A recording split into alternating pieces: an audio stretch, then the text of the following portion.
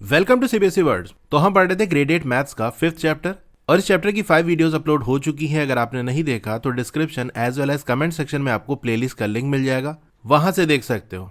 इस वीडियो में हम पेज नंबर 122 और इसका कुछ पोर्शन 123 पे भी है, तो यहाँ जो फिगर इट आउट दिया उसको डिस्कस करेंगे। फर्स्ट क्वेश्चन है the sum of 4 consecutive numbers is 34। What are these numbers? 4 consecutive numbers यानी एक के बाद एक आने वाले नंबर्स का सम आपको दिया है।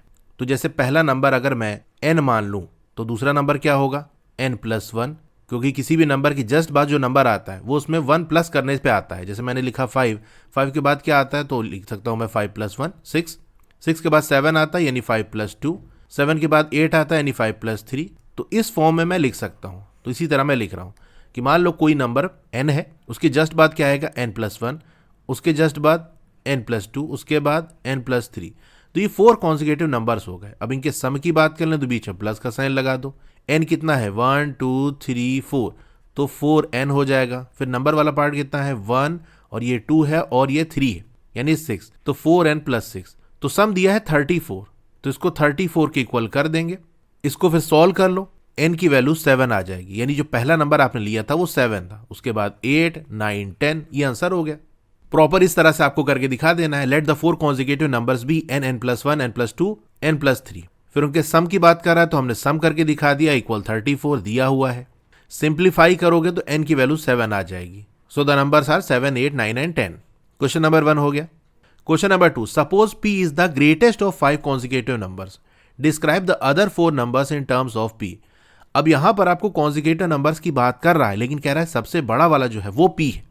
अब वैसे तो ये क्वेश्चन सिंपल है, बट हो सकता है किसी को ना समझ में आ रहा हो, तो एक चीज मैं हमेशा बताता हूं, कोई क्वेश्चन आपने देखा आपको समझ में नहीं आ रहा करना क्या है, तो उस क्वेश्चन को छोटा बना लो। जैसे 5 कॉन्जिक्यूटिव नंबर्स की बात कर रहा है, चलो 3 कॉन्जिक्यूटिव नंबर्स हम ले लेते हैं। जैसे मैंने ले लिया 3 4 5, ये 3 कॉन्जिक्यूटिव नंबर्स हैं। अब क्वेश्चन में क्या कह रहा है कि जो p है वो ग्रेटेस्ट है, सबसे बड़ा यहां पर क्या है 5 है, यानी इसको अगर हम p मान लें तो बाकी को p के फॉर्म में कैसे लिख सकते हो? 4 को 5 के फॉर्म में कैसे लिखोगे? 5 -1। 3 को क्या लिखोगे 5 -2, तो 5 तो p है, तो यानी p-1 p-2। समझ गए? तो अगर ग्रेटेस्ट वाला आपको दिया है वो लिख लो, उससे जस्ट पहले क्या आएगा p-1, उससे पहले p-2, उससे पहले p-3, उससे पहले p-4। तो ये 5 कॉन्जिक्यूटिव नंबर्स हो गए जहां पर जो ग्रेटेस्ट वाला है वो p है, क्योंकि किसी भी नंबर में 1 ऐड करते जाओगे तो उसके आगे के नंबर्स मिलते चले जाएंगे, अगर सब्सट्रैक्ट करते जाओगे तो पीछे के नंबर मिलते जाएंगे। तो इसके आंसर में लिख देना 5 consecutive numbers ending at the greatest number pr। 5 consecutive number जहां पर जो एंड वाला नंबर है, जो सबसे बड़ा वाला नंबर है वो p है। तो इस तरह से हम लिख सकते हैं। अब यहां पर सिंपल हमको बाकी के जो 4 नंबर्स हैं p के टर्म्स में वही बताना था। So the other 4 numbers in terms of p are p-1, ये क्या होगा सेकेंड ग्रेटेस्ट होगा, सबसे बड़ा वाला तो p है, सेकेंड नंबर पे कौन आएगा p-1। उससे पहले चलोगे तो थर्ड ग्रेटेस्ट p-2, p-3 क्या होगा फोर्थ ग्रेटेस्ट, और p-4 क्या है स्मॉलेस्ट नंबर। p-3 को आप सेकेंड स्मॉलेस्ट भी कह सकते हो, लेकिन p-4 को फिफ्थ ग्रेटेस्ट ना कहना, क्योंकि ये सबसे छोटा है तो उसको स्मॉलेस्ट ही कहना सही है। Question number 3, for each statement below determine whether it is always true, sometimes true और नेवर ट्रू। तो स्टेटमेंट्स आपको कुछ दिए हैं, यहाँ पर आपको बताना है कि क्या ये जो स्टेटमेंट है वो ऑलवेज ट्रू होगा, हमेशा सही होगा, कुछ भी कर लो गलत ही नहीं होगा, या समटाइम्स ट्रू कभी सही होगा कभी सही नहीं होगा, या नेवर ट्रू कि ये स्टेटमेंट कभी सही हो ही नहीं सकता। जो भी आप आंसर दे रहे हो उसको एक्सप्लेन भी करना है। Mention examples and non examples age appropriate. तो आपको एग्जाम्पल देना है और नॉन एग्जाम्पल भी देना है। एग्जाम्पल में क्या दोगे कि ये स्टेटमेंट कब सही हो रहा है, और नॉन एग्जाम्पल में कब सही नहीं हो रहा है। Justify your claim using algebra. Algebra का यूज करके अपने क्लेम को जस्टिफाई करो, जो कुछ भी कह रहे हो अलजेब्रा के थ्रू उसको प्रूव करो। अब देखो इसीलिए मैंने जो ऑलवेज समटाइम्स नेवर वाला टॉपिक है उसको डिटेल में टाइम देके एक्सप्लेन किया था, एक एक अलजेब्रिक फॉर्म को प्रॉपर सॉल्व करके निकाला था, ताकि यहां पर आपको क्वेश्चन करने में प्रॉब्लम ना हो। देखो अलजेब्रिक फॉर्म से रिलेटेड क्वेश्चन दे दिया ना यहाँ पर कि उसके थ्रू आपको प्रूव करना है। तो चलिए करते हैं। फर्स्ट वाला पार्ट है the sum of 2 even numbers is a multiple of 3। तो जैसे हम 2 इवन नंबर का सम कर लेते हैं, 2 + 4 आ जाएगा 6, तो 6 3 का मल्टीपल, हाँ बिल्कुल 3 2 6। और कोई इवन नंबर ले लो, चलो हम ले लेते हैं 4 और 6, तो आ जाएगा 10, लेकिन 10 तो 3 का मल्टीपल नहीं है, तो यहाँ तो गलत हो गया, इधर सही हो रहा था, यानी ये स्टेटमेंट कभी सही होगा कभी नहीं सही होगा। ऐसे ही हमने मन में या रफ में लिख के एग्जाम्पल से देख लिया। तो आप लिख देना this statement is sometimes true. फिर आपको एक्सप्लेन भी करना आंसर, यानी प्रॉपर जस्टिफिकेशन देना है अलजेब्रा का यूज करके। तो algebraic justification, 2 even numbers can be written as, ये मैंने आपको बहुत अच्छे से पढ़ा है कि इवन नंबर को यानी 2 के मल्टीपल को कैसे लिखते हैं। 2 लिखा, बगल में लेटर नंबर, तो एक नंबर 2a है और दूसरा नंबर हमने 2b मान लिया। अब इनका क्या करना है, देखो हमको स्टेटमेंट कह रहा है सम ऑफ 2 इवन नंबर, तो यही जो 2 इवन नंबर हमने अल्जेब्रिक फॉर्म में लिखे हैं 2a और 2b, इनका सम कर दो। डियर सम 2a + 2b, यहां पर हमने 2 बाहर ले लिया, कॉमन ले लिया और अंदर आ गया a + b, तो 2 मल्टीप्लाई बाय a + b यानी 2 मल्टीप्लाई बाय समथिंग, ये 2 का मल्टीपल तो होगा लेकिन 3 का मल्टीपल ऐसी कोई कंडीशन यहां दिख नहीं रही है। 3 का मल्टीपल होने के लिए ये जो a + b है इसको 3 का मल्टीपल होना पड़ेगा, यानी बेसिकली लिखा ये है 2 मल्टीप्लाई बाई a + b। अब इस मल्टीप्लाई के साइन को आप हटा भी सकते हो जैसे कि यहां हटाया है, लेकिन ऐसे देखो ये जो 2 है ये तो 3 से डिवाइड नहीं होगा, तो यहां से तो कोई कंडीशन का मतलब नहीं है, सारा फोकस हमारा होगा a + b पे। अगर a + b की जो वैल्यू है वो 3 का मल्टीपल है, तभी ये जो सम की वैल्यू है वो 3 का मल्टीपल आएगी। जैसे हम a की वैल्यू 1 रख देते हैं, b की 2 रख देते हैं, तो हो जाएगा 3, बाहर 2 है तो 2 मल्टीप्लाई होकर आ जाएगा 6, तो हाँ 6 3 का मल्टीपल है। लेकिन अगर a और b की इस तरह से वैल्यू रखे कि इनका सम जो है वो 3 का मल्टीपल ना आए, जैसे मैंने रख दिया 3 और 4, तो 3 + 4 होता है 7 और 7 2 14, 14 3 का मल्टीपल नहीं है ना। तो ये है, सारी कंडीशन डिपेंड करेगी a + b पे, इसकी वैल्यू क्या रखते हो। अगर ये 3 का मल्टीपल है तब इस पूरे नंबर को डिवाइड करोगे, 3 से डिवाइड हो जाएगा, नहीं फिर मल्टीपल आएगा वो। तो आप लिख देना and 2a + b is a multiple of 3 only when a + b is a multiple of 3। अब एग्जाम्पल में जैसे 6 + 12 18 होता है, ये 3 का मल्टीपल है। 20 + 4 कर दिया 24, अगेन ये 3 का मल्टीपल है। नॉन एग्जाम्पल की बात कर लें, कहाँ स्टेटमेंट सही नहीं होगा, तो 2 + 6 किया आया 8, ये 3 का मल्टीपल नहीं है। 10 + 4 किया आया 14, ये भी 3 का मल्टीपल नहीं है। ठीक है, तो ये प्रॉपर इस तरह से आंसर आपको देना है। तो फर्स्ट पार्ट हो गया। अब सेकेंड स्टेटमेंट है, if a number is not divisible by 18 then it is also not divisible by 9। अगर कोई नंबर 18 से डिविजिबल नहीं है तो वो 9 से भी डिविजिबल नहीं होगा।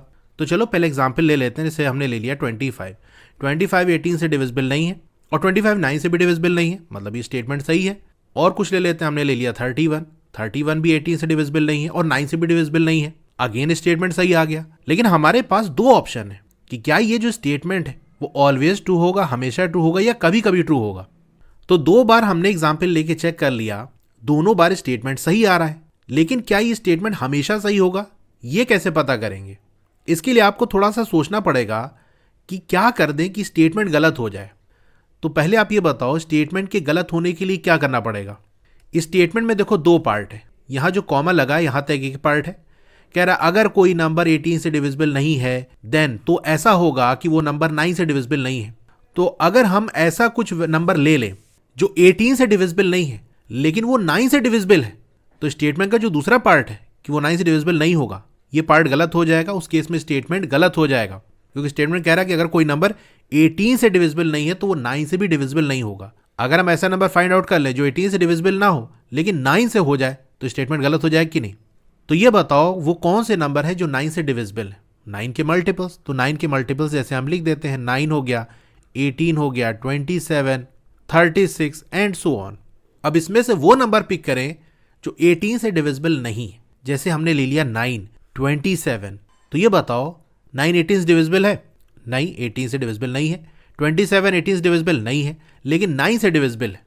तो इस कंडीशन में अगर वो नंबर हम 9 ले रहे हैं, 27 ले रहे हैं, तो 18 से तो डिविजिबल नहीं है लेकिन 9 से डिविजिबल है, मतलब स्टेटमेंट गलत हो गया, क्योंकि स्टेटमेंट में तो कह रहा है कि अगर 18 से डिविजिबल नहीं तो 9 से भी डिविजिबल नहीं होगा।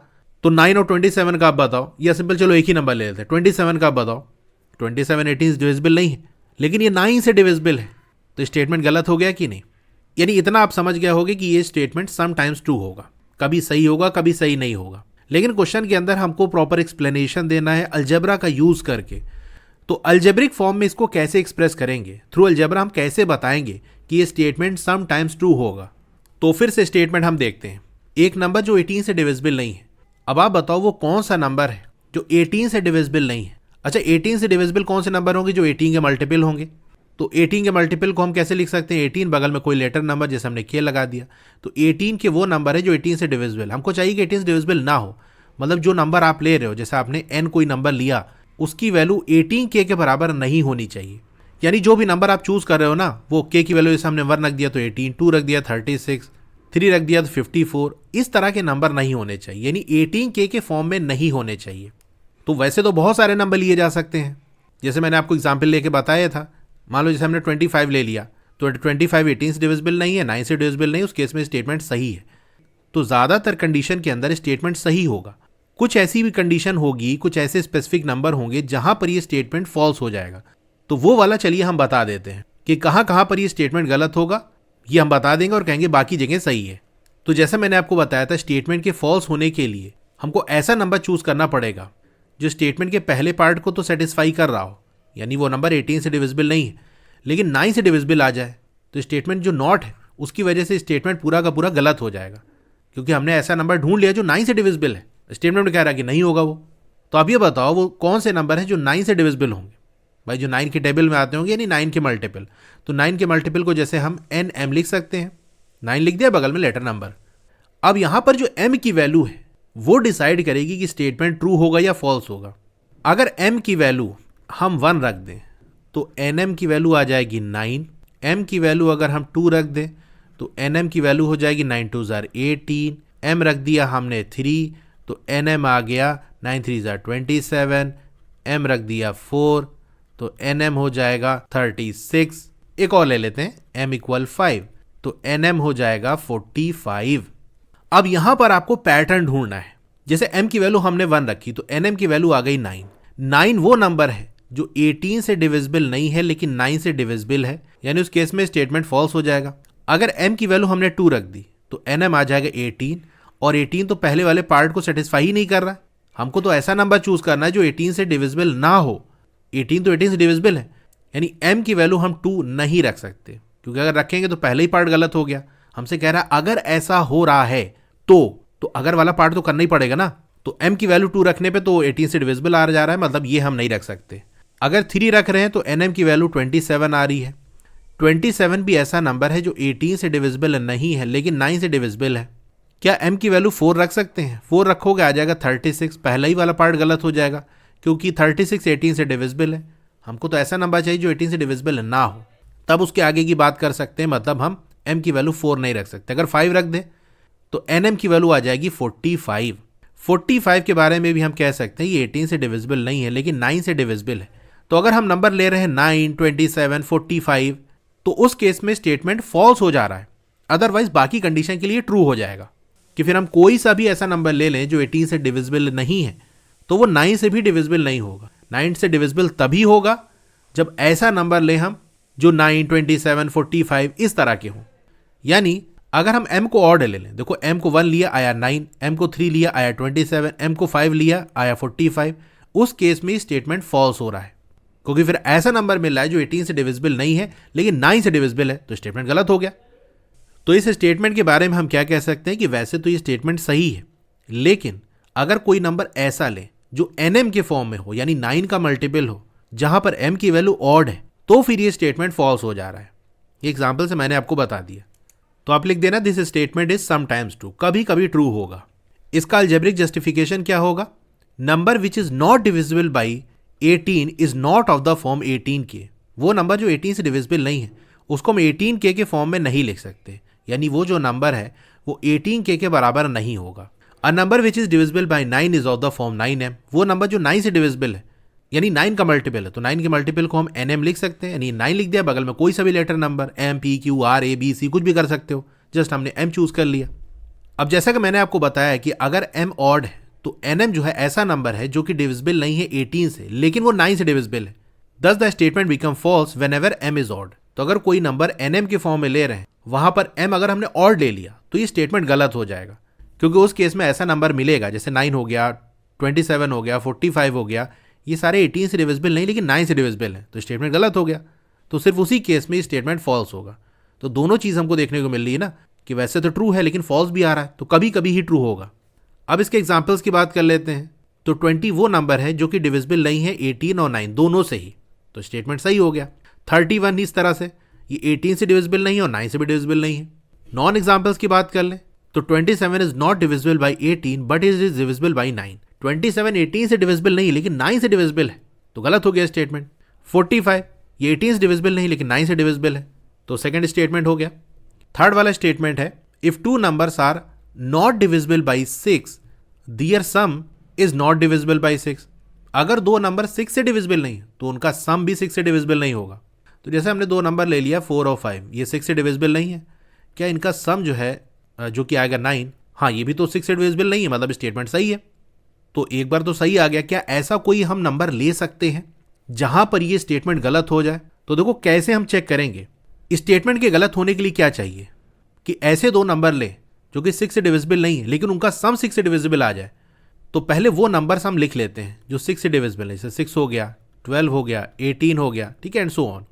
अच्छा, हम 6 को ऐसे नहीं लिख सकते 2 + 4, तो 2 और 4 6 से डिविजिबल नहीं, लेकिन इनका जो सम है 6 वो 6 से डिविजिबल है। इसी तरह 12 को भी आप लिख सकते हो, जैसे हमने लिख दिया 8 + 4, तो 8 और 4 6 से डिविजिबल नहीं, लेकिन इनका सम डिविजिबल आ रहा है।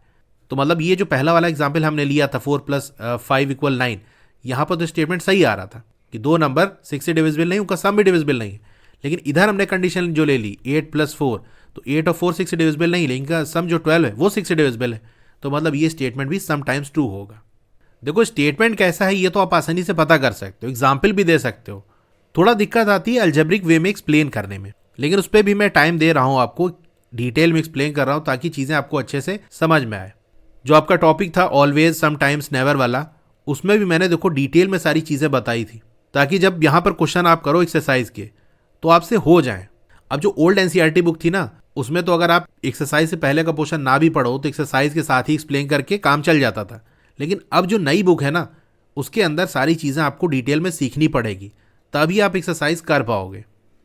तो अलजेब्रिक वे में इसको कैसे एक्सप्लेन करेंगे, थोड़ा ऐसे समझो कि कोई नंबर 6 से डिविजिबल नहीं, उसको हम अलजेब्रिक फॉर्म में कैसे लिख सकते हैं। पहले ये बताओ वो नंबर जो 6 से डिविजिबल है उसको कैसे लिखोगे। तो 6 से डिविजिबल है तो मतलब 6 का मल्टीपल होगा, तो जैसे हमने लिख दिया 6k वो नंबर है जो 6 से डिविजिबल है। चलो एग्जाम्पल भी साइड में लिखते जाते, मैंने लिख दिया 18 वो नंबर है जो कि 6 से डिविजिबल है। लेकिन हमको तो ऐसा नंबर चाहिए जो 6 से डिविजिबल ना हो, तो अगर 18 में 1 ऐड कर दें तो आ जाएगा 19। हाँ, ये 19 6 से डिविजिबल नहीं है। इसी 18 में अगर हम 2 ऐड कर दें तो आ जाएगा 20 भी 6 से डिविजिबल नहीं है। इसी तरह 3 ऐड किया तो 21, 4 ऐड किया तो 22, 5 ऐड किया तो 23। तो ये 19, 20, 21, 22, 23 ये सारे वो नंबर हैं जो कि 6 से डिविजिबल नहीं है। अगर इसी 18 में मैं 6 ऐड कर दूं तो आ जाएगा 24 6 से डिविजिबल है। तो हमको तो बस वही नंबर चाहिए जो 6 से डिविजिबल ना हो। तो इस तरह से हम लिख सकते हैं कि पहले एक नंबर लिख दिया जो कि 6 से डिविजिबल है, यानी 6 का मल्टीपल, बगल में हमने 1 प्लस कर दिया या 2 प्लस कर दिया, 3, 4, 5 इनमें से कुछ प्लस कर दिया। तो वो नंबर जो कि 6 से डिविजिबल नहीं है, क्या उसको हम ऐसे लिख सकते हैं कि 6 के जो कि 6 से डिविजिबल है, बगल में यानी प्लस हमने कर दिया r। अभी r की जो वैल्यू है वो क्या हो सकती है, 1, 2, 3, 4, 5 ये हो सकती है। तो उस केस में जो नंबर बनेगा, साइड में एग्जांपल से मैंने बता दिया, वो 6 से डिविजिबल नहीं होगा। तो ऐसे हमको दो नंबर लेने हैं। तो दूसरा नंबर हम ले लेते हैं 6m + p। अब यहाँ पर जो p की वैल्यू है वो भी वैसे ही होगी कि 1, 2, 3, 4 या 5 इन्हीं में से कोई वैल्यू है। इसका अगर हम सम कर दें इन दोनों का तो क्या होगा, तो 6k + r + 6m + p।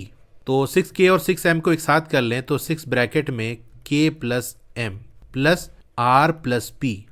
अब ये जो एक्सप्रेशन हमारा बना, इसके बारे में बताओ, क्या ये 6 से डिविजिबल है कि नहीं है, कब डिविजिबल होगा कब नहीं होगा।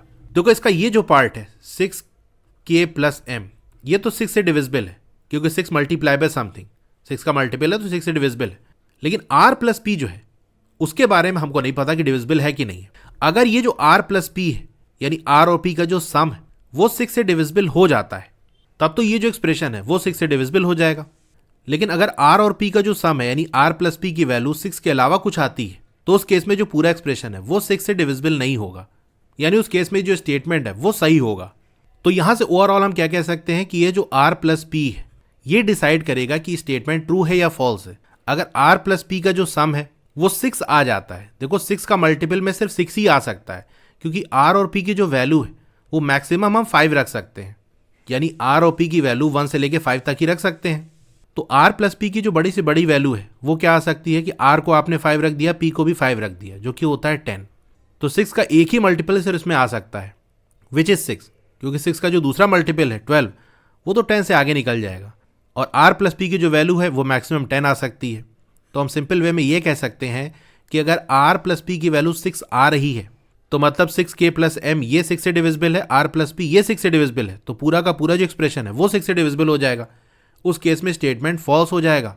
लेकिन अगर ऐसा कोई नंबर ले लेते हैं जिसकी वैल्यू 6 नहीं आ रही, कोई और आ रही है, जैसे हमने r की वैल्यू 2 ले ली और p की वैल्यू 3 ले ली, तो उस केस में 5 आ जाएगा। अब 5 तो 6 से डिविजिबल नहीं है, तो उस केस में स्टेटमेंट सही हो जाएगा। तो आप आंसर समझ गए होंगे।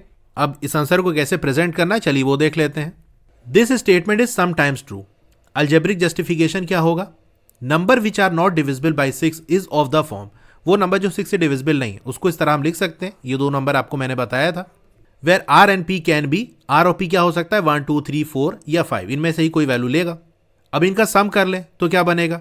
देखो ये बनेगा 6 ब्रैकेट में k plus m plus r plus p। The some is not divisible only if. अब सम डिविजिबल नहीं होगा, यहां थोड़ा सा ऐड कर लेना, नॉट डिविजिबल बाई 6 से डिविजिबल नहीं होगा अगर r प्लस p की वैल्यू 6 नहीं है। तो r प्लस p अगर 6 के अलावा कुछ है तो फिर जो एक्सप्रेशन है वो 6 से डिविजिबल नहीं होगा। सिर्फ अगर r प्लस p 6 आ रहा है तभी ये जो है जो सम है वो डिविजिबल होगा। अब एग्जाम्पल आप दे देना, जैसे हमने ले लिया 4 और 5, ये 6 से डिविजिबल नहीं है और इनका जो सम है 4 प्लस 5 विच इज़ 9, ये भी 6 से डिविजिबल नहीं है। तो स्टेटमेंट में जैसा कह रहा है वैसे ही हो रहा है कि नंबर डिविजिबल नहीं है, सम भी डिविजिबल नहीं है। इसी तरह एक और एग्जाम्पल ले लो, 7 और 9, ये 6 से डिविजिबल नहीं है और इनका जो सम है 16, ये भी 6 से डिविजिबल नहीं है। नॉन एग्जाम्पल में क्या कहोगे? जैसे हमने ले लिया 2 और 4, ये 6 से डिविजिबल नहीं है, लेकिन इनका जो सम है 2 प्लस 4 विच इज 6, ये 6 से डिविजिबल है।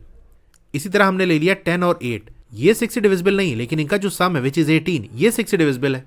अब जो एक्सप्रेशन बनाया था उसके हिसाब से मैं अगर थोड़ा सा बताऊं कि जैसे 7 प्लस 9, इस 7 को हम 6 प्लस 1 लिख सकते हैं और इसी तरह से 9 को हम 6 प्लस 3 लिख सकते हैं। अब अगर 6 प्लस 6 इसको अलग कर लें प्लस 1 प्लस 3, तो 1 प्लस 3 वही है r और p। तो r प्लस p का जो सम है, यहाँ देखो 1 प्लस 3 ये 4 आ रहा है, तो उस केस में स्टेटमेंट ट्रू हो जा रहा है क्योंकि ऐसा नंबर मिल रहा है 7 और 9 को ऐड करने पे क्या मिल रहा है 16, जो कि 6 से डिविजिबल नहीं है, यानी सम 6 से डिविजिबल नहीं, तो स्टेटमेंट सही हो गया। स्टेटमेंट भी तो ये कह रहा है कि सम डिविजिबल नहीं है। लेकिन अगर नॉन एग्जाम्पल वाला कंडीशन कोई उठा लें हम, यानी जहां पर ये स्टेटमेंट फॉल्स हो जा रहा है, तो जैसे हमने 10 और 8 ले लिया तो 6 के फॉर्म में लिखेंगे, 6 प्लस 4 लिख दिया प्लस 8 को हम 6 प्लस 2 लिख देते हैं। अब ये बताओ 6 और 6 को हम एक साथ कर लेते हैं। 6 और 6 क्या है? 6 के मल्टीपल, वही इसको आप ऐसे समझ सकते हो 6k और 6m, जहाँ k और m की वैल्यू हमने 1 रख दी तो दोनों 6 आ गया, प्लस ये 4 और 2 एक साथ कर लो तो 4 प्लस 2, दूसरे ब्रैकेट में हमारा क्या था? r प्लस p था, तो r प्लस p का सम यहाँ पर क्या आ रहा है? 4 प्लस 2 6, तो r प्लस p अगर 6 आ रहा है तो उस केस में सम डिविजिबल है, और सम अगर 6 से डिविजिबल है तो फिर स्टेटमेंट गलत हो जाएगा क्योंकि स्टेटमेंट कह रहा है कि डिविजिबल नहीं होगा सम 6 से, लेकिन यहाँ तो हो जा रहा, तो ये नॉन एग्जाम्पल में आ गया। ठीक है, तो इस तरह से मैंने आपको वेरीफाई करके भी दिखा दिया कि जो एग्जाम्पल हमने लिया है वो एक्सप्रेशन के हिसाब से कब ट्रू आ रहा है कब नहीं आ रहा है। अब फोर्थ स्टेटमेंट की बात कर लेते हैं। The sum of a multiple of 6 and a multiple of 9 is a multiple of 3। 6 और 9 का जो मल्टीपल का सम है वो 3 का मल्टीपल होगा। तो ये बताओ 6 के मल्टीपल को आप क्या लिख सकते हो?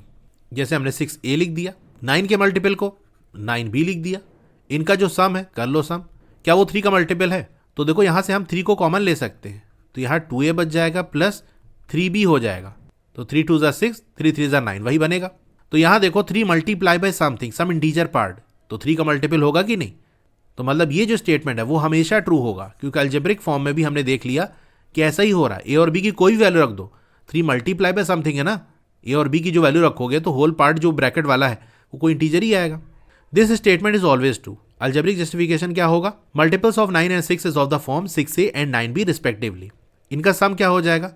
6a प्लस 9b, जहां हमने 3 कॉमन ले लिया, ब्रैकेट में 2a प्लस 3b आ गया, तो 3 मल्टीप्लाई बाय समथिंग 3 का मल्टीपल होगा। ए और बी की कोई सी वैल्यू रख के चेक भी कर सकते हो, एंड 3 ब्रैकेट में 2a plus 3b is a multiple of 3। Example की बात कर लें तो 6 का मल्टीपल जैसे हमने एक 6 ले लिया, 9 का एक मल्टीपल 9, इसका सम करे आए 15, 15 3 का मल्टीपल है कि नहीं? इसी तरह 6 का एक मल्टीपल है 12 और 9 का एक मल्टीपल यानी 9 3 27, इसका सम किया है 39, जो कि अगेन 3 का मल्टीपल है। तो कोई से भी 6 और 9 के मल्टीपल ले सकते हो, उनका सम करोगे तो हमेशा वो 3 का ही मल्टीपल आएगा। फिफ्थ वाले स्टेटमेंट की बात कर लेते हैं। The sum of multiple of 6 and a multiple of 3 is a multiple of 9। तो 6 का एक मल्टीपल हमारा 6 है, 3 का एक मल्टीपल 3 है, इसका सम करेंगे तो आएगा 9, 9 का मल्टीपल है, मतलब स्टेटमेंट सही है। लेकिन और कुछ एग्जाम्पल ले लो। 6 का एक मल्टीपल हम ले लेते हैं 12 और 3 का एक मल्टीपल ले लेते हैं 3 3 9, 9 ले लिया हमने, तो 12 प्लस 9 आएगा 21। 21 9 से डिविजिबल नहीं, यानी ये स्टेटमेंट गलत आ गया। तो एक बार सही एक बार गलत, मतलब sometimes true. This statement is sometimes true. Algebraic justification क्या होगा? देखो 6 और 3 के मल्टीपल की बात कर रहा है ना, तो multiples of 6 and 3 is of form 6 के मल्टीपल को हम 6a लिख सकते हैं, 3 के मल्टीपल को 3b लिख सकते हैं। इसका सम कर लेते हैं, तो सम करेंगे तो ये आएगा। 3 हमने कॉमन ले लिया, तो 3 ब्रैकेट में 2a प्लस b, तो 3 मल्टीप्लाई बाय समथिंग आ रहा है, यानी 3 का मल्टीपल है, लेकिन हमसे कह रहा है कि 9 का मल्टीपल। तो 9 के मल्टीपल होने के लिए क्या होना पड़ेगा? 2a प्लस b को भी 3 का मल्टीपल होना पड़ेगा। तो अब यहां ध्यान से देखो कि अगर 2a प्लस b की वैल्यू हम ऐसी रखें जो 3 का मल्टीपल है, तो फिर ये जो पूरा एक्सप्रेशन हमारा बना सम का, वो 9 का मल्टीपल होगा। जैसे हमने 3 तो ऑलरेडी हमारे पास है, 2a प्लस b की वैल्यू अगर हमारी 3 आ गई, कैसे आएगी? a आपने 1 रख दिया, b 1 रख दिया, तो 3 आ गई, तो आ जाएगा 9। 9 9 से डिविजिबल है। इसी तरह 3 तो हमारे पास है ही है, 2a प्लस b की वैल्यू अगर हमने 6 रख दी, तो 3 6 18, अगेन 18 9 का मल्टीपल है। अगर 2a प्लस b की वैल्यू हमने 9 रख दी, मतलब ऐसे नंबर ले रहे जो 3 का मल्टीपल है। देखो 3 लिया, फिर 6 लिया, फिर 9 लिया, तो आ जाएगा 27, ये भी 9 से मल्टीपल है। मतलब 3 ब्रैकेट में 2a प्लस b, ये 9 का मल्टीपल तब होगा जब 2a प्लस b 3 का मल्टीपल होगा, क्योंकि एक 3 तो इसके पास है ही है। अगर दूसरा वाला जो इससे मल्टीप्लाई हो रहा है ब्रैकेट वाला पार्ट, वो भी 3 आ जाए या 3 का कोई मल्टीपल आ जाए, 3 का मल्टीपल को हम क्या लिख सकते हैं? 3m के फॉर्म में लिख सकते हैं। जैसे 2a प्लस b अगर 3 का मल्टीपल है, तो 3 के मल्टीपल को जैसे हमने 3m लिख दिया, एक 3 तो ऑलरेडी हमारे पास है, तो 3 मल्टीप्लाई बाय 3m क्या हो जाएगा? 3 3 से 9m हो जाएगा, यानी उस केस में 9 का मल्टीपल हो जाएगा।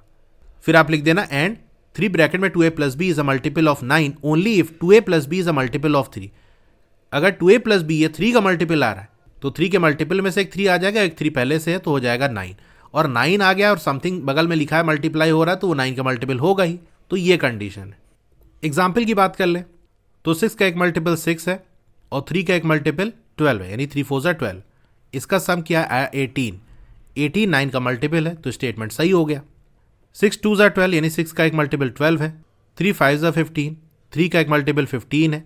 इन दोनों का सम किया, आया 27। 27 क्या है? 3 का मल्टीपल है, सॉरी 3 ने 9 की बात हो रही ना, मल्टीपल ऑफ 9। 9 3 जा 27। अब नॉन एग्जाम्पल क्या होगा, यानी कहाँ पर ये स्टेटमेंट गलत हो रहा है? तो हमने 6 का एक मल्टीपल 12 लिया, 3 का एक मल्टीपल 9 लिया, सम किया है 21। 21 9 का मल्टीपल नहीं है। इसी तरह 6 का एक मल्टीपल 18 लिया, 3 का एक मल्टीपल है 24, सम किया आया 42। अगेन 42 9 का मल्टीपल नहीं है, तो इस केस में जो है स्टेटमेंट फॉल्स आ जा रहा, तो ये नॉन एग्जाम्पल हो गया। तो यहां आगे क्वेश्चन नंबर 3 हमारा कंप्लीट हो गया। Question number 4, find a few numbers that leave a remainder of 2 when divided by 3 and a remainder of 2 when divided by 4। तो ऐसे कुछ नंबर बताओ जिनको जब 3 से डिवाइड किया जाता है तो 2 रिमाइंडर आता है, 4 से डिवाइड किया जाता है तो 2 रिमाइंडर आता है। तो ऐसे कौन से नंबर हो सकते हैं? अच्छा, जैसे हम 4 की ही बात कर लें कि वो जो नंबर है 4 से डिवाइड करने पे 2 रिमाइंडर देता है, यानी 4 के मल्टीपल से 2 ज़्यादा होगा, तो 4 का मल्टीपल 4 हो गया। 8 12 16 20 24 ये सारे 4 के मल्टीपल हैं। अगर हम चाहते हैं कि ऐसा नंबर हो जो 4 से डिवाइड करने पे 2 रिमाइंडर दे दे, तो यही जो 4 के मल्टीपल है इसी में 2 ऐड कर दो, तो 6 हो गया, 10 हो गया, 14 18 22 26 एंड सो ऑन। ये सारे वो नंबर है जो 4 से डिवाइड होते हैं तो 2 रिमाइंडर मिलेगा। लेकिन एक और कंडीशन दी है कि जब 3 से डिवाइड करते हैं तो भी 2 रिमाइंडर आता है। 6 तो 3 से पूरी तरह डिवाइड हो जा रहा है, 10 को 3 से डिवाइड करोगे तो 1 रिमाइंडर आएगा, 14 को अगर 3 से डिवाइड करेंगे तो 2 रिमाइंडर आएगा। इसी तरह 18 पूरी तरह से डिवाइड हो जाएगा, 22 को डिवाइड करोगे तो 1 रिमाइंडर आएगा, 26 जब 3 से डिवाइड होता है तो यहाँ 2 रिमाइंडर आएगा। तो 14 26 ये 2 नंबर लिख सकते हो, और आप 2 भी लिख सकते हो, क्योंकि 2 को अगर 3 से डिवाइड करोगे तो डिवाइड नहीं होगा, पूरा का पूरा 2 रिमाइंडर बच जाएगा। 4 से डिवाइड करोगे तो भी डिवाइड नहीं होगा, पूरा का पूरा रिमाइंडर बच जाएगा। ठीक है, तो ऐसे आप कुछ नंबर लिख सकते हो। Few numbers that leave a remainder 2 when divided by 3 and a remainder 2 when divided by 4 are 2 14 26 and so on. तो ये कुछ नंबर हो गए। अच्छा, कुछ लोग इस क्वेश्चन को समझने में गलती कर रहे हैं। उनको ये लग रहा है कि 2 अलग अलग कंडीशन दी है, यानी कुछ ऐसे नंबर लिखो जब 3 से डिवाइड करें तो 2 रिमाइंडर आए, इसी तरह कुछ दूसरे और भी नंबर लिखो जिनको जब हम 4 से डिवाइड करें तो 2 रिमाइंडर आए। लेकिन ऐसा नहीं है, ये उसी सेम नंबर की कंडीशन है कि ऐसे कुछ नंबर लो, जैसे हमने एक नंबर ले लिया, इसको जब 3 से डिवाइड करें तो 2 रिमाइंडर आ जाए, जब इसी नंबर को 4 से डिवाइड करें तो भी 2 रिमाइंडर आ जाए, यानी ये दोनों कंडीशन सेम नंबर के लिए दी है। तो दोनों कंडीशन एक साथ हैं, अलग अलग नंबर्स नहीं लिखने हैं। अब ये बात मैं कैसे कह रहा हूं, अब क्वेश्चन में आगे पढ़ो। Write an algebraic expression to describe all such numbers. यहां कह रहा है अलजेब्रिक एक्सप्रेशन लिखो, यानी एक एक्सप्रेशन लिखो। अगर एक से ज्यादा होता तो एक्सप्रेशंस लिखता। तो एक एक्सप्रेशन आप एक ही कंडीशन के लिए लिखोगे ना। अगर आप दोनों को अलग अलग देखोगे कि हमको ऐसे नंबर चाहिए जब 3 से डिवाइड करें तो 2 रिमाइंडर आए, उसका एक एक्सप्रेशन बनेगा। फिर ऐसे नंबर जिनको 4 से डिवाइड करने पर 2 रिमाइंडर आएगा, दूसरा एक्सप्रेशन। तो उसके लिए 2 एक्सप्रेशन बनेगा, यानी एक्सप्रेशंस एस लगेगा। तो थोड़ा इंग्लिश को भी अगर ध्यान दो ना तो समझ में आ जाता है कि क्वेश्चन में क्या पूछ रहा है। तो इस तरह की कंफ्यूजन से डील किया जा सकता है। तो यहाँ एक्सप्रेशन कह रहा है मतलब दोनों चीजें मिलाकर एक सिंगल कंडीशन बनेगी, तभी उसका एक सिंगल एक्सप्रेशन बन पाएगा। तो ये कुछ नंबर लिख दिए, लेकिन अलजेब्रिक एक्सप्रेशन के फॉर्म में अगर आप लिखोगे तो वहां से चीजें आप बड़ी आसानी से निकाल सकते हो। हाँ, तो कंडीशन हमको क्या दी है कि ऐसा नंबर जिसको हम 3 से डिवाइड करें तो 2 रिमाइंडर आ जाए। अच्छा, अभी रिमाइंडर का भूल जाओ, ऐसे समझो कि अगर हमको ऐसा नंबर चाहिए जिसको हम 3 से डिवाइड करें तो हो जाए, पूरी तरह से डिवाइड हो जाए, यानी रिमाइंडर 0 आ जाए। तो ऐसा कौन सा नंबर होगा जो 3 से पूरी तरह डिवाइड हो जाएगा? आप कहोगे 3 का मल्टीपल। अब आगे क्या दिया हुआ है कि उस नंबर को अगर 4 से डिवाइड करो तो 2 रिमाइंडर आ जाएगा। यहां भी रिमाइंडर भूल जाओ, सिंपल ये देखो कि वो नंबर 4 से डिविजिबल है। तो एक ऐसा नंबर हमको चाहिए जो 3 से भी डिविजिबल हो, 4 से भी डिविजिबल हो, यानी वो 3 का भी मल्टीपल हो, 4 का भी मल्टीपल हो। अभी रिमाइंडर से हम बाद में डील करेंगे। अभी सिंपल हम ऐसे नंबर को ढूंढ रहे हैं जो 3 और 4 दोनों से डिविजिबल हो। तो वो नंबर जो 3 और 4 दोनों से डिविजिबल होगा वो इन दोनों का कॉमन मल्टीपल होगा। और ये चीज मैंने आपको पढ़ाई है, ये यहां पर, ये देखो जो 7th वाला स्टेटमेंट है, इसको जब मैं एक्सप्लेन कर रहा था तो वहां एक चीज आपको मैंने बताई थी कि दो नंबर के जो कॉमन मल्टीपल है वो उन दो नंबर के एलसीएम के ही मल्टीपल है। यानी दो नंबर सिंपल हमको लिखा हुआ है, अगर हमको ये पता करना है कि इन दोनों नंबर के कॉमन मल्टीपल्स कौन होंगे तो पहले उन दोनों नंबर का एलसीएम निकाल लो, उस एलसीएम का मल्टीपल्स निकाल लो, तो वो जो एलसीएम के मल्टीपल्स होंगे वही उन दोनों नंबर के कॉमन मल्टीपल्स होंगे। अगर आपने वो वीडियो नहीं देखी तो देख लेना जाके। खैर यहां पर मैं बता ही रहा हूं आपको, वहां प्रॉपर एग्जाम्पल से एक्सप्लेन किया था कि ऐसा क्यों होता है। हाँ, तो हम बात कर रहे थे ऐसे नंबर की जो 3 और 4 दोनों का कॉमन मल्टीपल है। तो अगर 3 और 4 का हम एलसीएम निकाल लें तो जो नंबर हमको मिलेगा उसके जो मल्टीपल्स होंगे वो ऐसे नंबर होंगे जो 3 और 4 दोनों से डिविजिबल होंगे। तो 3 और 4 का जो एलसीएम है वो 12 होता है।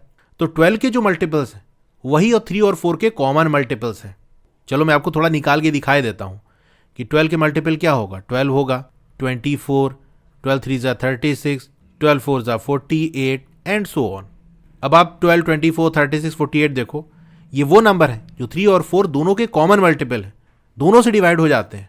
तो मतलब 3 और 4 के अगर हमको कॉमन मल्टीपल चाहिए तो 3 और 4 का जो एलसीएम है उसके मल्टीपल हमने लिख दिया, वही होगा। तो 3 और 4 का जो एलसीएम है 12, इसके मल्टीपल क्या होंगे? किसी भी नंबर का मल्टीपल लिखना होता है तो वो नंबर लिख देते हैं बगल में लेटर नंबर, जैसे हमने के लगा दिया। तो 12 के वो नंबर है जो 3 और 4 दोनों का कॉमन मल्टीपल है।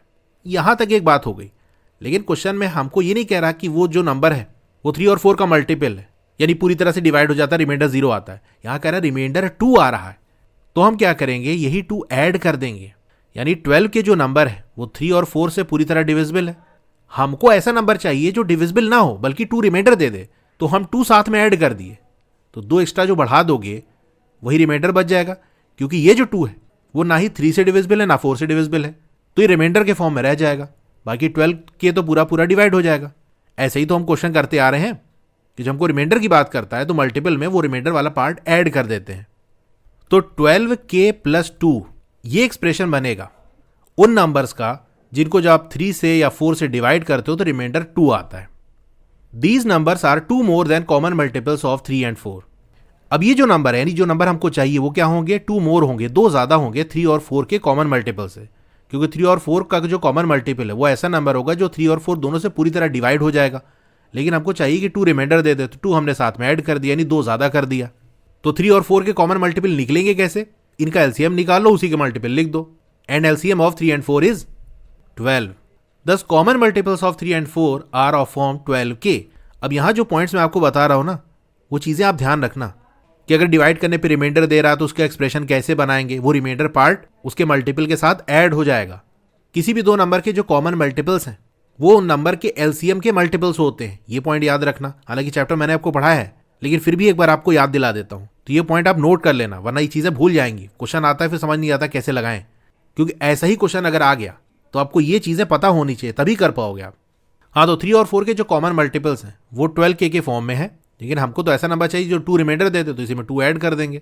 Therefore algebraic expression to describe all such number is 12k + 2। तो ऐसे ही सारे नंबर जो हमको चाहिए उनका जो अलजेब्रिक एक्सप्रेशन है वो क्या होगा, 12k + 2। अब यहां पर आप कुछ वैल्यूज k की रख के दिखा सकते हो कि देखो ये नंबर आ रहा है और जो गिवन कंडीशन उसको सेटिस्फाई कर रहा है। We can find few such numbers by putting different values of k।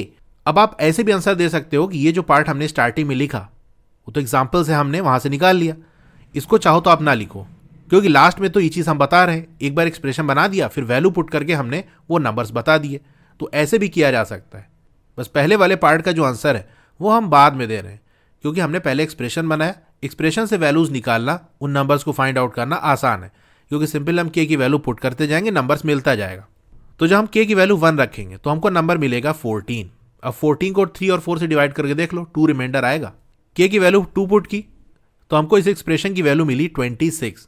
Again इसको भी 3 और 4 से डिवाइड करके देख लो, 2 रिमाइंडर आएगा। k की वैल्यू यहाँ 2 नहीं 3, अगर हम 3 पुट करेंगे तो 12 3 36 + 2 38 आ जाएगा। ये भी 3 और 4 से डिवाइड करने पे 2 रिमाइंडर दे देता है। तो 14, 26, 38 ये कुछ नंबर्स हो गए जिनको हम 3 और 4 से डिवाइड करेंगे तो 2 रिमाइंडर दे देगा। क्वेश्चन नंबर 4 हो गया। क्वेश्चन नंबर 5, अभी क्वेश्चन थोड़ा पजल फॉर्म में है और यहां पर आपको एक मटके की इमेज बनी हुई है जो कि कुछ कह रहा है। क्या कह रहा है? I hold some pebbles. मैंने होल्ड किया है कुछ पेबल्स, यानी मेरे अंदर कुछ पेबल्स हैं, कुछ कंकड़ हैं, छोटे छोटे जो पत्थर होते हैं वो हैं। नॉट टू मैनी, बहुत ज्यादा नहीं है।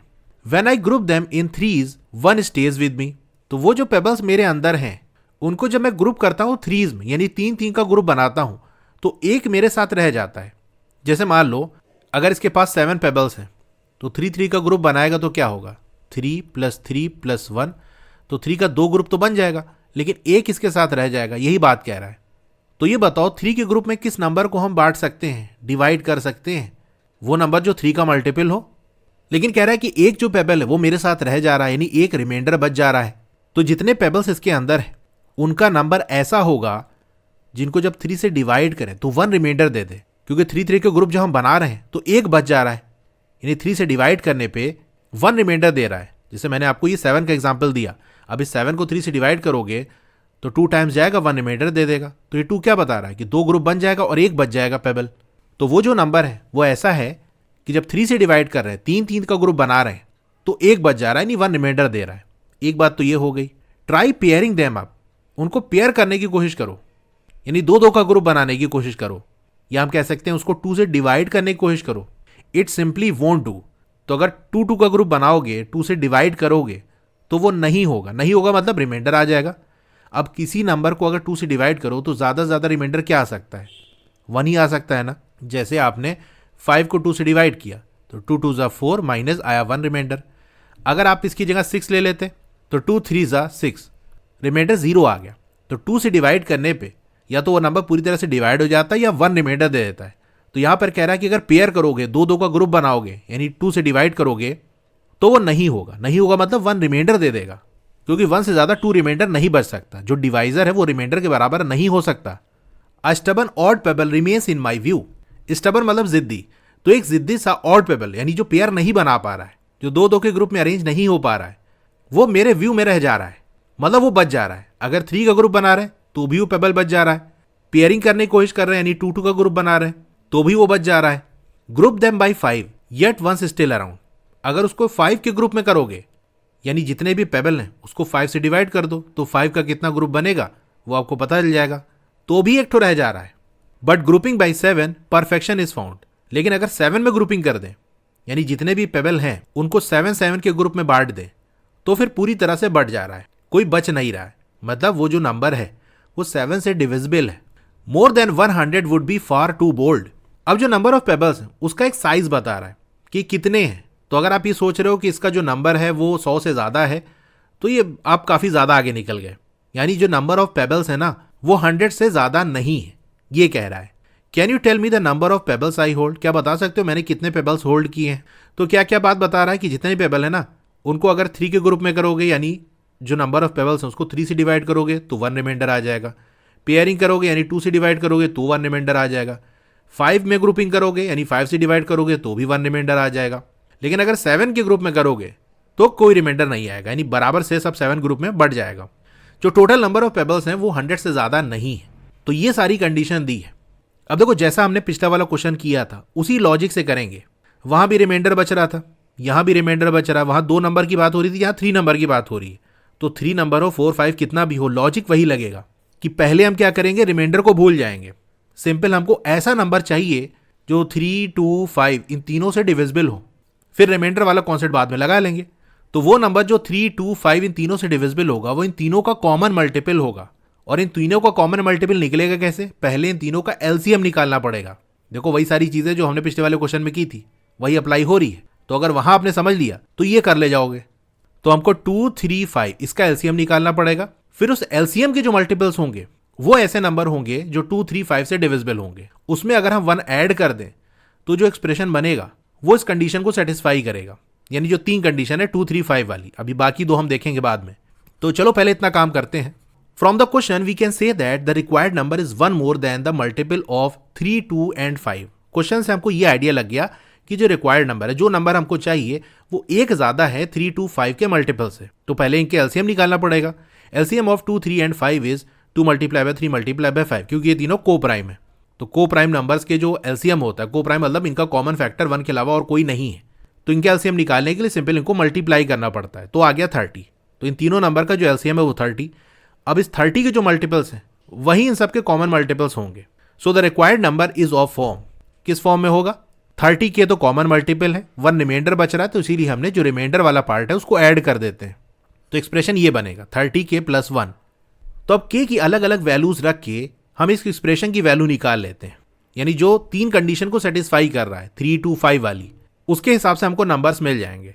Putting different values of k we get, अगर k की वैल्यू 1 रखो तो 31 मिलेगा, 2 रखो तो 32 = 60 + 1 61 मिलेगा, 3 रखोगे तो यहाँ आपको 91 मिलेगा, 4 रखोगे तो 4 3 = 12 यानी 120 + 1 121 मिलेगा। लेकिन एक मिनट, हमको और भी तो कंडीशन दी है। एक कंडीशन तो ये है कि वो नंबर 100 से कम है, तो 121 तो ले नहीं सकते, मतलब यही 3 नंबर में से कोई नंबर होगा। एक कंडीशन और बच रही है, कौन वाली, कि अगर 7 में ग्रुपिंग कर रहे हैं तो परफेक्शन मिल जा रहा है, यानी पूरी तरह से डिवाइड हो जा रहा है। इसका मतलब ये 3 नंबर में से ऐसा नंबर चूज करना है जो 7 से डिविजिबल हो। क्या 31 है? नहीं भैया। 61 नहीं है। 91 यस, ये 7 से डिविजिबल है। तो बस अपना काम हो गया, इसी तरह आपको करके दिखा देना है। But as per other condition it is less than 100 and divisible by 7। लेकिन और जो कंडीशन है उसके हिसाब से 100 से कम होना चाहिए, 7 से डिविजिबल होना चाहिए। तो वहां पास यही 3 नंबर बचेंगे। 7 से डिविजिबल में तो 91 बचा। So the only number that satisfies all the given condition is 91। Therefore the number of pebbles I hold is 91। तो ये इसका आंसर है। आई होप सारी चीजें आपको अच्छे से समझ में आई होंगी। क्वेश्चन नंबर 5 हो गया। Question number 6, Tathagat has written several numbers that leave a remainder of 2 when divided by 6। तो तथागत ने कुछ नंबर लिखे जिनको जब 6 से डिवाइड किया जाता है तो 2 रिमाइंडर आता है। ही क्लेम्स, अब उसने क्लेम किया, एक दावा किया। क्या दावा किया? If you add any 3 such numbers the sum will always be a multiple of 6। Tathagat ने ऐसे कुछ नंबर लिखे जिनको जब 6 से डिवाइड किया जाता है तो 2 रिमाइंडर आता है। अब उसका दावा यह है कि अगर ऐसे 3 नंबर को हम ऐड कर लें, उनका सम निकाल लें, तो वो सम हमेशा 6 का मल्टीपल होगा। क्या तथागत का जो क्लेम है वो ट्रू है, सही है? तो पहले अगर हम रिमाइंडर को भूल जाए, कोई ऐसा नंबर जिसको 6 से डिवाइड किया जाता है और अगर वो पूरी तरह से डिवाइड हो जाता है तो हम क्या कहेंगे, वो 6 का मल्टीपल है। 6 के मल्टीपल को हम कैसे लिखते हैं? 6 लिखा, बगल में कोई लेटर नंबर, जैसे हमने ए लगा दिया। लेकिन हमसे कह रहा है कि रिमाइंडर 2 आता है, तो ये हम कई बार कर चुके हैं। अगर रिमाइंडर हमको मिल रहा है तो मल्टीपल में साथ में वो रिमाइंडर ऐड हो जाता है। तो अब ए की वैल्यू जैसे आपने 1 पुट कर दी तो 6 + 2 आ जाएगा 8। 8 को 6 से डिवाइड करोगे 2 रिमाइंडर आएगा, जैसा हमको कह रहा है वैसी कंडीशन आ रही कि नहीं। ऐसे 3 नंबर लेने हैं, तो इस फॉर्म में अगर हम 3 नंबर को ले लें और उनका सम करें तो आप ऐसे लिख देना, a number that leaves a remainder 2 when divided by 6 is of the form 6a + 2। तो ऐसा नंबर जो 2 रिमाइंडर देता है जब 6 से डिवाइड किया जाता है वो इस फॉर्म में होगा, यानी उसका अलजेब्रिक एक्सप्रेशन इस तरह से होगा 6a + 2। 3 सच नंबर्स आर, ऐसे 3 नंबर हमको लेने हैं, तो 6a + 2 ले लिया, 6b + 2। 6b मतलब ऐसा नंबर जो 6 का मल्टीपल हो, तो 6 का मल्टीपल +2 ऐसा नंबर बनेगा जिसको 6 से डिवाइड करने पे 2 रिमाइंडर मिलेगा, क्योंकि ये जो 2 है वो 6 से डिवाइड नहीं होगा तो ये बच जाएगा। इसी तरह एक और नंबर हमने लिया वहां पर भी हमने 6 का मल्टीपल ये 6c ले लिया +2। ठीक है, तो ऐसे 3 नंबर हमारे पास आ गए। अब चलिए इनका सम कर देते हैं। तो जब सम करोगे तो जो मल्टीपल वाला पार्ट है जैसे 6a 6b 6c इसको एक साथ कर लिया, फिर जो इन सब में 2 है वो एक साथ ऐड होके 6 आ गया। तो अब यहां से 6 हम कॉमन ले सकते हैं, तो 6 ब्रैकेट के अंदर a + b + c + 1। तो ये जो फॉर्म आया इसमें आप देख सकते हो 6 मल्टीप्लाई हो रहा है इस ब्रैकेट के अंदर जो भी चीज है, यानी कोई इंटीजर ही नंबर आएगा। तो 6 मल्टीप्लाई बाय एनी इंटीजर क्या होगा, 6 का मल्टीपल होगा। तो अलजेब्रिक फॉर्म में हमने ये देख लिया कैसा हो रहा है। अब a b c की कोई सी वैल्यू रखो, ये चीज हमेशा ट्रू होगी। एंड 6 ब्रैकेट में a + b + c + 1 is a multiple of 6। तो अगर 6 का मल्टीपल है और यही तो दावा है तथागत का, so yes Tathagat claim is always true. Question number 6 हो गया। Question number 7, when divided by 7 the number 661 leaves a remainder 3 and 4779 leaves a remainder of 5। तो एक नंबर हमारे पास है 661 और दूसरा नंबर है 4779। इन दोनों को ही 7 से डिवाइड किया जा रहा है। तो 7 से डिवाइड करने पे जो 661 है वो तो रिमाइंडर दे रहा है 3 और 4779 रिमाइंडर देता है 5। ये हो गई एक बात। Without calculating can you say what remainders the following expression will leave when divided by 7। अब आपको कैलकुलेट नहीं करना है कि आप वैल्यू पहले निकाल लो और उसके बाद फिर डिवाइड करके देखो क्या रिमाइंडर आ रहा है, ऐसा नहीं करना है। बल्कि बिना कैलकुलेट किए ही आपको बताना है कि क्या रिमाइंडर आएगा अगर इनको 7 से डिवाइड करेंगे तो। यानी जो एक्सप्रेशन आपको दिए हैं फर्स्ट और सेकंड में, बेसिकली फर्स्ट वाले में दोनों नंबर को ऐड किया जा रहा है, सेकंड वाले में सब्सट्रैक्शन किया जा रहा है। तो क्या रिमाइंडर आएगा अगर इनके सम और डिफरेंस को हम 7 से डिवाइड करें तो। Show the solution both algebraically and visually. अब इस सोल्यूशन को दोनों तरीके से अलजेब्रिकली भी आपको शो करना है और विजुअली भी शो करना है। तो चलो कर लेते हैं। अच्छा पहले ये बताओ कि किसी नंबर को अगर हम 7 से डिवाइड करें और रिमाइंडर 3 आए, उसको अलजेब्रिक फॉर्म में कैसे लिखोगे? क्या बताया मैंने, रिमाइंडर को भूल जाओ। अगर मैं आपसे ये पूछूं कि ऐसा नंबर बताओ जो 7 से डिवाइड हो जाता हो पूरी तरह से, रिमाइंडर 0 आ जाता हो, तो आप कहोगे वो तो 7 का मल्टीपल होगा। तो 7 के मल्टीपल को हम कैसे लिखेंगे? जैसे हमने लिखा 7 और k, तो 7 के 7 का मल्टीपल है, लेकिन रिमाइंडर बच रहा है 3, तो 3 ऐड कर देंगे तो एक्सप्रेशन बन गया। तो जो 661 है उसके बारे में यही तो कह रहा है कि अगर 7 से डिवाइड करोगे तो 3 रिमाइंडर आएगा। मतलब ये जो फॉर्म है ये किसके इक्वल हो जाएगा?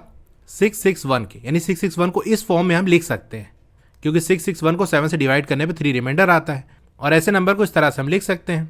फिर जो दूसरा नंबर है 4779, ये 5 रिमाइंडर देता है जब 7 से डिवाइड होता है। तो यहाँ पर हम ऐसे कह सकते हैं कि 7m, ये तो 7 का मल्टीपल हो गया लेकिन रिमाइंडर 5 दे रहा है, तो 5 हमने ऐड कर दिया। ये किसका इक्वल होगा? 4779। यानी 4779 ऐसा नंबर है जिसको इस फॉर्म में लिखा जा सकता है। तो इतना चलो पहले लिखते हैं। तो आप लिखना numbers which when divided by 7 leaves a remainder 3 is of the form. तो ऐसा नंबर जिसको 7 से डिवाइड करने पे रिमाइंडर 3 आता है उसको इस तरह से हम लिख सकते हैं। और 661 के बारे में भी तो यही कह रहा है, देयरफॉर 7k + 3 = 661।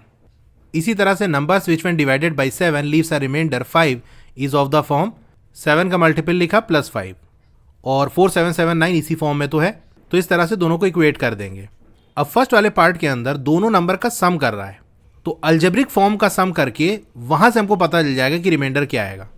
तो 4779 को हम 7m + 5 लिख सकते हैं। इसी तरह से 661 को 7k + 3 लिख सकते हैं। दोनों का सम कर दिया हमने, तो देखो यहाँ 5 और 3 ऐड होके 8 हो जाएगा, तो 7m + 7k + 8। अब इस 8 को 7 + 1 लिख सकते हैं हम। अलग इसलिए कर रहे हैं ताकि ये जो 7 है वो कॉमन चला जाए। तो 7m में से 7 चला जाएगा, 7k में से 7 चला जाएगा और 7 में से 7 चला जाएगा, तो mk1 बचेगा।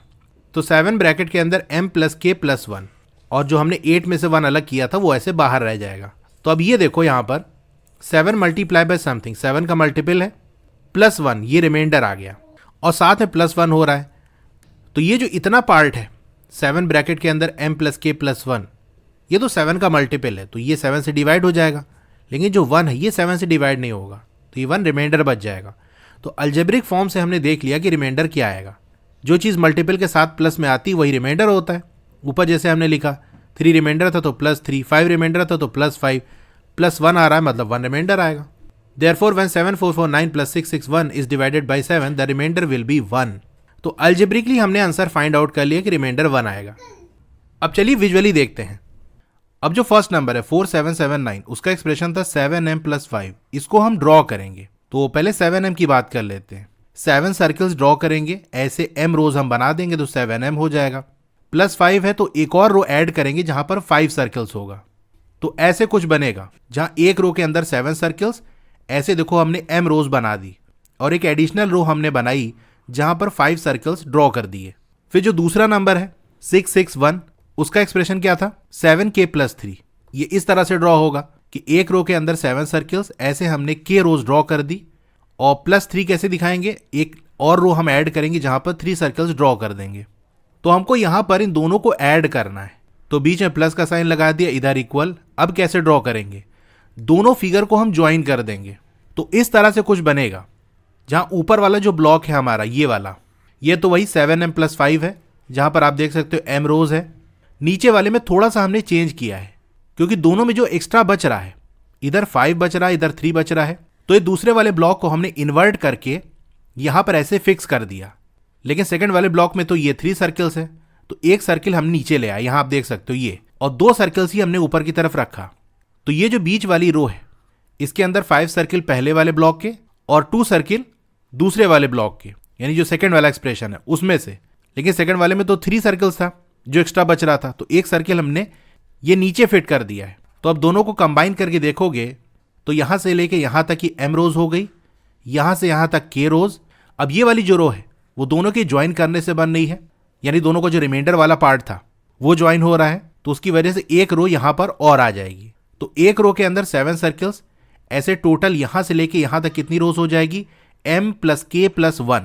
और एक जो सर्किल है वो एडिशनल बच जा रहा है जिसको हमने नीचे सेट किया है। तो इसका एक्सप्रेशन क्या बनेगा, ये देखो यहां पर कितनी रोज आ रही है टोटल ऊपर से लेके नीचे तक, m+k+1 रोज। एक्सप्रेशन बनेगा 7 ब्रैकेट के अंदर m+k+1 और साथ में ये जो एक सर्किल है उसका हमने +1 लगा दिया। तो इस तरह से आपको दिखाना है। अब सेकंड वाला देखो, यहां पर हमको सब्सट्रैक्शन करना है, लेकिन हमसे क्वेश्चन में कहा है कि कैलकुलेट नहीं करना, तो प्रॉपर हम सब्सट्रैक्शन करके वैल्यू नहीं निकालेंगे। हम क्या करेंगे, अलजेब्रिक फॉर्म में ही इसको सॉल्व करके और वहां से देख लेंगे कि रिमाइंडर क्या आएगा। 4779 का जो अलजेब्रिक फॉर्म है वो 7m+5 है, 661 का 7k+3 है। सब्सट्रैक्शन करना है तो बीच में माइनस का साइन लगा दिया, ब्रैकेट ओपन करके आप सॉल्व कर लोगे, यहाँ बीच में एक प्लस का साइन आएगा क्योंकि जब ब्रैकेट ओपन करोगे तो ये -7k हो जाएगा और इधर ये -3 हो जाएगा। तो 7m - 7k ये हमने लिख दिया, और ये जो 5 है इससे पहले तो प्लस का साइन है तो वो जो यहाँ पर नहीं लगा था मैंने लगा दिया, और फिर -3। 7 कॉमन ले लेंगे तो 7 ब्रैकेट के अंदर m - k हो जाएगा, वहीं 5 - 3 आपका 2 होता है। तो ये पूरा यहाँ से यहाँ तक तो 7 का मल्टीपल है, +2 ये बता रहा है कि अगर 7 से डिवाइड करोगे तो 2 रिमाइंडर आएगा। Therefore, when 4779 - 661 is divided by 7, the remainder will be, remainder क्या बचेगा, 2 बचेगा, क्योंकि मल्टीपल के साथ में प्लस होके जो आता है वही रिमाइंडर होता है। तो ये हो गया। अब इसका विजुअल रिप्रेजेंटेशन कैसे करेंगे, तो फिर से हम वही अलजेब्रिक फॉर्म का यूज करके इनकी फिगर ड्रॉ कर लेंगे। तो 7m+k को हमने ऐसे ड्रॉ कर दिया कि एक रो के अंदर 7 सर्कल्स, ऐसे हमने m रोज बना दी। तो m रोज हमारी यहां तक है, बस ये लास्ट वाली जो है वहां पर 5 सर्किल है उसको हमने अलग से दिखाया है। इसी तरह से जो दूसरा वाला नंबर है उसको सब्सट्रैक्ट करना है ना, तो माइनस फिर दूसरा वाला जो एक्सप्रेशन है 7k+3, तो यहाँ पर k नंबर ऑफ रोज है, हर रो के अंदर 7 सर्किल, तो 7k हो जाएगा, और लास्ट वाला जो रो है वहाँ 3 सर्किल एडिशनल, तो हमने +3 दिखा दिया। अब हमको सब्सट्रैक्शन करना है, तो हम क्या करेंगे, अब जैसे मान लो ये हमारे पास कोई स्क्वायर है, इसमें से एक सर्किल वाला पोर्शन सब्सट्रैक्ट करना है, तो हम कैसे शो कर सकते हैं, ये हमको माइनस करके वैल्यू बतानी है, यानी ड्रॉ करना है। तो जैसे सर्किल वाले को थोड़ा हम शेड कर देते हैं, तो फिगर के फॉर्म में इस तरह से हम दिखाएंगे कि जैसे ये हमारा स्क्वायर है, इसके अंदर से ये इतना पार्ट हटा देंगे जो सर्किल वाला है, तो बाकी जो रीजन बचा है वही इसकी वैल्यू होगी। तो ऐसे ही ये भी ड्रॉ होगा कि हमको 4779 जिसका अलजेब्रिक फॉर्म है 7m+5, इसमें से 661 जिसका अलजेब्रिक फॉर्म है 7k+3, इसको सब्सट्रैक्ट करना है। तो ये वाली फिगर बनाएंगे और उसी के अंदर ये वाली फिगर ड्रॉ कर देंगे। देखो कुछ इस तरह से कि ये जो पूरा हमारा बना है ये तो वही 7m+5 है, क्योंकि यहाँ से लेके यहाँ तक ये m रोज है, तो 7m हो जाएगा, और लास्ट वाली जो रो है यहाँ पर हमने 5 सर्कल्स ड्रॉ कर दिए। अब इसी के अंदर ये वाले को हमने जो 7k+3 था इसको फिट कर दिया, तो इतना पोर्शन हमको रिमूव करना है। तो ये जो ग्रीन शेडेड वाला पोर्शन है अगर इसको हम हटा दें तो ये इतना हमको पोर्शन मिलेगा ऊपर की तरफ, और 2 सर्किल ये नीचे हमको मिलेंगे। तो टोटल यहाँ से यहाँ तक m रोज है और यहाँ से यहाँ तक ये k रोज है, तो m - k कर देंगे तो ये इतना हमको पोर्शन मिल जाएगा। मतलब यहाँ से यहाँ तक का जो पोर्शन है उसकी वैल्यू मिल जाएगी, उसका एक्सप्रेशन हमको मिल जाएगा। तो ये देखो यहाँ से यहाँ तक कितनी रोज हो जाएगी, टोटल ऊपर से नीचे m रोज, यहाँ से यहाँ तक k रोज, तो m में से k सब्सट्रैक्ट कर देंगे तो ये इतनी रोज हमको मिल जाएगी, यानी m माइनस k रोज। अब एक रो के अंदर 7 सर्कल्स हैं, ऐसे हमारे पास m माइनस k रोज है, साथ ही में 2 सर्किल और हमारा बच जाएगा सब्सट्रैक्ट करने के बाद, यानी व्हाइट वाला जो रीजन है वहाँ पर कितने सर्कल्स आएंगे उसकी बात कर लें तो यहाँ सिर्फ नीचे की तरफ 2 बच जाएगा, तो ये 2 हो गया। तो ये देखो एक्सप्रेशन मैंने लिखा ना, 7 ब्रैकेट के अंदर m माइनस के प्लस 2, तो ये प्लस 2 ये बता रहा है कि 2 रिमाइंडर बचेगा, जो कि यहाँ फिगर से भी हमको दिख रहा है कि यही जो 2 है वो 7 का ग्रुप नहीं बना पाएगा, बाकी ऊपर का सब बना लेगा। तो ये इसका विजुअल फॉर्म भी हो गया और इसी के साथ ही क्वेश्चन कंप्लीट हो गया। अगर आप क्लास 8 मैथमेटिक्स में अच्छा स्कोर करना चाहते हो तो उसके लिए मैं ओसवाल बुक्स को सजेस्ट करूंगा। ये काफी अच्छी बुक है, इसके अंदर आपको हर चैप्टर के रिवीजन नोट्स मिल जाएंगे, QR स्कैन करके वीडियोस देख सकते हो, इस तरह के माइंड मैप्स मिल जाएंगे जो आपको रिवीजन में काफी ज्यादा हेल्प करेंगे। इन टेक्स्ट क्वेश्चन यानी चैप्टर के बीच बीच में जो क्वेश्चन आते हैं उनके सोल्यूशन आपको मिल जाएंगे पेज वाइज। फिर जो एक्सरसाइज के क्वेश्चन हो गए यानी फिगर इट आउट वाले क्वेश्चन, उनके सोल्यूशन आपको पेज वाइज मिल जाएंगे। आंसर्स का प्रेजेंटेशन काफी अच्छी तरीके से किया गया है। इसके साथ साथ जो कॉम्पिटेंसी या क्रिटिकल थिंकिंग बेस्ड क्वेश्चंस हैं वो भी आपको मिल जाएंगे, जिसके अंदर ऑब्जेक्टिव टाइप क्वेश्चन और passage based question, subjective type question, ये सारे मिल जाएंगे। तो चैप्टर 3 के अंदर टोटल मैंने काउंट किया तो इसके अंदर 82 क्वेश्चन है। लास्ट में आपको 2 प्रैक्टिस पेपर्स मिल जाएंगे। अगर आपको इस बुक को परचेज करना है तो मैंने डिस्क्रिप्शन में लिंक दे दिया है। फर्स्ट लिंक अमेजन का है, सेकंड लिंक ओसवाल बुक्स की वेबसाइट का है। तो सेकंड लिंक से अगर आप परचेज करोगे तो उसमें आपको बेनिफिट ये मिलेगा कि अगर आप मेरा कूपन कोड उस्मान 10 का यूज करते हो तो आपको 10% का एडिशनल डिस्काउंट मिल जाएगा। Question number 8, find a number that leaves a remainder 2 when divided by 3 and a remainder of 3 when divided by 4 and a remainder of 4 when divided by 5। आपको एक ऐसा नंबर फाइंड आउट करना है जिसको जब 3 से divide किया जाता है तो 2 रिमाइंडर आता है, 4 से डिवाइड करते हैं तो 3 रिमाइंडर आता है, 5 से डिवाइड करते हैं तो 4 रिमाइंडर आता है। तो कैसे फाइंड करेंगे? एक एक करके जो कंडीशन दी है उसका अगर हम एक्सप्रेशन बनाएं तो क्या होगा। अब तो इस तरह की कंडीशन के लिए एक्सप्रेशन बनाना आपने सीख लिया होगा कि किसी नंबर से डिवाइड करते हैं और फिर रिमाइंडर बचता है तो उसको कैसे लिखते हैं। जिससे डिवाइड कर रहे हो उसी का मल्टीपल लिख दो और रिमाइंडर को ऐड कर दो। तो जैसे पहली बात कर रहा है कि 2 रिमाइंडर मिलता है जब 3 से डिवाइड करते हैं, तो 3 से डिवाइड करते हैं मतलब 3 का मल्टीपल, जैसे हमने 3a लिख दिया, फिर जो रिमाइंडर वाला पार्ट है उसको हमने ऐड कर दिया, तो वो नंबर इस फॉर्म में लिखा जा सकता है। लेकिन और भी कंडीशन दी है उसी सेम नंबर के लिए कि जब उसको 4 से डिवाइड करते हैं तो 4 का मल्टीपल 3 रिमाइंडर बचता है, 5 से डिवाइड करते हैं मतलब 5 का मल्टीपल, जैसे 5c हमने लिख दिया तो 4 रिमाइंडर बचता है। तो वो कौन सा नंबर होगा? अच्छा, ऐसा ही क्वेश्चन आपने किया है लेकिन वहां पर रिमाइंडर सेम होता था, तो हम सिंपल रिमाइंडर को हटा देते थे कि भैया अभी रिमाइंडर को भूल जाओ, अभी हम सिंपल देख लेते हैं 3a 4b 5c, यानी ऐसा नंबर जो 3 4 5 इनका कॉमन मल्टीपल हो तो एलसीएम निकाल लेते थे, फिर उसका मल्टीपल निकाल लेते थे, फिर जो रिमाइंडर हमने हटाया था उसको ऐड कर देते थे। लेकिन वहां पर क्योंकि रिमाइंडर सेम था तो वही नंबर ऐड होना था। अब यहां पर तो रिमाइंडर अलग अलग आ रहा है, तो कौन वाला ऐड करें, कैसे हो, ये एक दिक्कत की बात है। अगर यहां पर आप एक्सप्रेशन को ध्यान से देखो तो एक पैटर्न बनता हुआ दिखेगा आपको। जिस नंबर से डिवाइड कर रहे हैं उससे जस्ट एक कम हमारा रिमाइंडर आ रहा है। 3 से डिवाइड कर रहे हैं और रिमाइंडर 2 आ रहा है, जो कि 3 से एक कम है। 4 से डिवाइड कर रहे हैं, रिमाइंडर 3 आ रहा है, 4 में से एक कम कर दो 3 आ जाएगा। 5 से डिवाइड कर रहे हैं और 5 से एक कम 4, रिमाइंडर आ रहा है। तो ये पैटर्न बनते आपको दिख रहा होगा। अगर वो जो नंबर हमको चाहिए उसमें हम 1 ऐड कर दें तो क्या होगा। जैसे मान लो एग्जाम्पल समझते हैं, 7 है, इसको अगर हम 3 से डिवाइड करें तो अब बताओ रिमाइंडर क्या बचेगा। आपको अगर 2 टाइम्स जाएगा रिमाइंडर 1 बचेगा। अगर इस 7 को हम 1 इंक्रीज कर दें तो क्या होगा, तो ये 8 बन जाएगा। अब 8 को जब 3 से डिवाइड करोगे तो रिमाइंडर 2 आ जाएगा। यानी अगर नंबर को 1 हम बढ़ा दें तो रिमाइंडर भी 1 इंक्रीज हो जाएगा कि नहीं। वही काम हम यहां पर करेंगे और देखना फिर क्या होता है कि वो जो नंबर हमको चाहिए था उसमें हम जस्ट 1 ऐड कर दे रहे हैं, तो रिमाइंडर में भी 1 ऐड हो जाएगा, तो 2 + 1 3 हो जाएगा। यानी बेसिकली फिर क्या हो जाएगा, ये 3a + 3।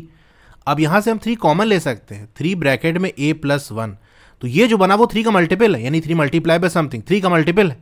इसी तरह से यहां पर अगर आप 1 ऐड करोगे तो 4 भी 3 + 1 4 हो जाएगा। यहां से भी 4 कॉमन ले सकते हो तो b + 1, तो 4 ब्रैकेट के अंदर b + 1 यानी 4 का मल्टीपल।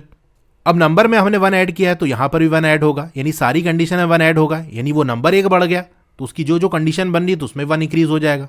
तो ये 5c + 5, जिसको हम 5 ब्रैकेट में c + 1 लिख सकते हैं। तो अब क्या हुआ, यहां देख सकते हो कि वो जो नंबर है वो 3 का मल्टीपल, 4 का मल्टीपल और 5 का मल्टीपल बन गया। तो अगर उस नंबर को निकालना है तो इनका कॉमन मल्टीपल हमको निकालना पड़ेगा। और इसका कॉमन मल्टीपल कैसे मिलता है, ये हम कई बार देख चुके हैं कि हमको एलसीएम निकालना पड़ता है।